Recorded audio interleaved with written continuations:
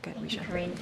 So we just heard from Kirby that the White House is monitoring the progress of the investigative effort to figure out how this happened, not whether this happened. But just for the sake of clarity, can you confirm that the documents in question are authentic and do in fact include U.S. classified intelligence? Look, I appreciate the question. Like I said, we're certainly aware of the reports. We are very concerned. I'm not going to get into specifics. I'm not going to get into details. That's something for DOJ, IC, and DOD to get into it, and certainly they can hopefully answer any questions that you may have on this particular matter.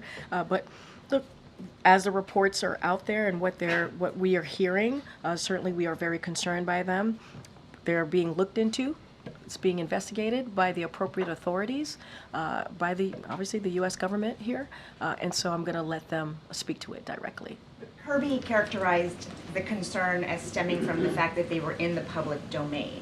So, well, it's true. As he talked about it, the implication was that this was classified information. I'm just asking yes or no, was it? Look, anytime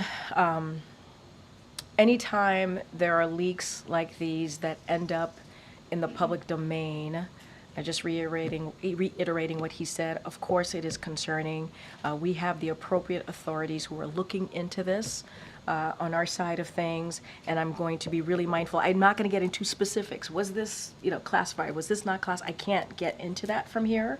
That is something IC and DOD and DOJ can get into it on those specifics. But anytime we see any type of classified information that is leaked and that is out there in the public domain, of course we are concerned, of course. But they can speak to their how authentic, how real, any of those pieces, they can speak to that. I'm not going to speak to that from here. And then just a quick follow-up on Darlene. I know you're figuring out his election day plans, but given the potential for political unrest in the days that follow, will the president be here? Does he plan to be here in Washington in the days that follow the election? So, look, the president is president wherever he is. Obviously the number one priority of this president is the American people. Obviously the security of the American people is also a priority of his as well. And I don't want to get ahead of where he's going to be, if he's going to be here or not. We'll have more to share as we get closer, certainly to November 5th and what his schedule will look like. But he is indeed president wherever he is. And so his number one priority is the American people.